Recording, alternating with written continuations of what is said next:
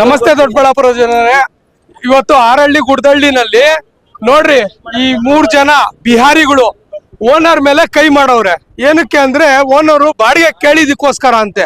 ಅಂದ್ರೆ ನೋಡಿ ಯಾವ ತರ ಈಗ ಒಂದು ಉತ್ಪತ್ತಿ ಆಗಿದೆ ನೋಡ್ರಿ. ಆದ್ರಿಂದ ಓನರ್ಗಳು ಯಾರೇ ಆದ್ರೂ ಬಾಡಿಗೆ ಕೊಡ್ಬೇಕಾದ್ರೆ ದಯವಿಟ್ಟು ಅವ್ರನ್ನ ಆಧಾರ್ ಕಾರ್ಡ್ ತಗೊಳ್ಳಿ, ತಿರ್ಗ ಆಮೇಲೆ ಒಂದು ಅಗ್ರಿಮೆಂಟ್ ಪೇಪರ್ ಬರ್ಸ್ಕೊಳ್ಳಿ, ತಿರ್ಗ ಅವ್ರ ಅಡ್ರೆಸ್ ಸಮೇತ ಕರೆಕ್ಟ್ ಆಗಿ ಅಗ್ರಿಮೆಂಟ್ ಹಾಕಿಸ್ಕೊಂಡು ಸೈನ್ ಮಾಡಿಸ್ಕೊಂಡ್ ಕೊಡಿ. ಮತ್ತೆ ಗುರುತು ಪರಿಚಯ ಇಲ್ದಿರೋರ್ಗೆ ಕೊಡ್ಲೇಬೇಡ್ರಿ.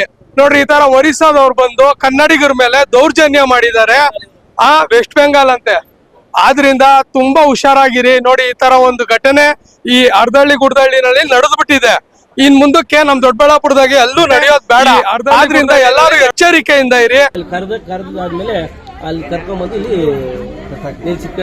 ಈಗ ನನ್ನ ಮೇಲೆ ಕೈ ಮಾಡಕ್ ಬಂದ್ರು.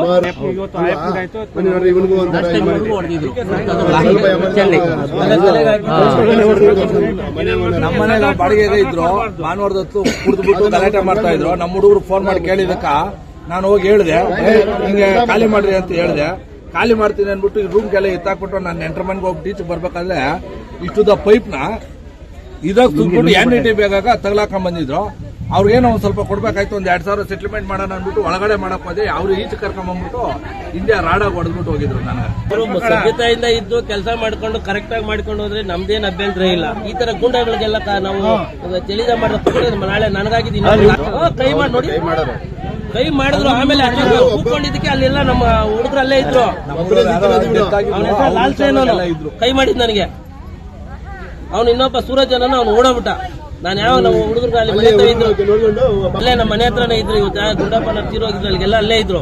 ಕೂತ್ಕೊಂಡೆ ಬಾರೋ ಅನ್ನೋ ಪಟ್ಟಿಗೆ ಇವರು ಮತ್ತೆ ಉಲ್ಟಾ ಹೊಡೆದ್ರು. ಲ್ಯಾಂಗ್ವೇಜ್ ಇರೋದ್ರಿಂದ ಹಂಗಾಗಿ ಅವ್ರನ್ನ ಭಯ ಪಟ್ಕೊಂಡು ನಡ್ಸ್ಕೊಬೇಕು. ಅವ್ರನ್ನ ಮೆರ್ಸೋದನ್ನ ಫಸ್ಟ್ ನಮ್ಮವ್ರು ನಿಲ್ಸ್ಬೇಕು. ಬಾಡಿಗೆಗಾಗಿ ನಾವು ಅವ್ರಿಗೆ ಅದೇ ಒಂದು ಆದಾಯ ಆಗಿ ಅದೇ ಒಂದು ಬಿಸ್ನೆಸ್ ಮಾಡ್ಕೊಂಡು ನಾವು ಎಲ್ಲಿಗೂ ಬಾಡಿಗೆ ಕೊಡ್ತೀವಿ. ಆದ್ರೆ ನಮ್ಮ ಒಂದು ರೂಲ್ ಕಾನೂನುಗಳನ್ನ ನಾವೇ ಪ್ರೊಟೆಕ್ಟ್ ಮಾಡ್ಕೊಂಡ್ರೆ ಮಾತ್ರ ಆ ಹಿಂದಿಯವರು ಅತಿಯಾಗಿ ಮುಂದಕ್ಕೆ ಹೋಗೋದನ್ನ ತಪ್ಪಿಸಬಹುದು. ಈಗ ಅವ್ರಿಗೆ ಅವ್ರ ಮೇಲೆ ಯಾವ ಕಾನೂನು ತಂದು ಹೇಳ್ತೀರಾ, ಏನಿದ್ ಮಾಡ್ತೀರಾ? ನಮ್ ಸ್ಥಳೀಕರು ದೊಡ್ಡವರು ಕೇಳಿದ್ರೆ ನಿಮ್ಗೆ ನೀವೇ ಮಾಡ್ಕೊಂಡಂತಹ ಅಪರಾಧ ಇದು ಅಂತ ಅವ್ರು ಹೇಳ್ತಾರೆ. ಅದರಿಂದಾಗಿ ಅವ್ನು ಯಾವುದೇ ವ್ಯಕ್ತಿ ಆಗ್ಲಿ ಸ್ಮೋಕ್ ಏನ್ ಸ್ಟೈಲಿಶ್ ಮಾತ್ರ ಮಾಡ್ತಾ ಇರ್ತಾರೋ, ನಾವು ಪಕ್ಕದಾಗ ಓದ್ತಾ ಇದ್ರು ಕೂಡ ಇಂಥದ್ರೆಲ್ಲ ನಿಲ್ಸ್ಬೇಕು. ಅವ್ರ ದಬ್ಬಾಳಿಕೆಗಳನ್ನೆಲ್ಲ ನಿಲ್ಸ್ಬೇಕು.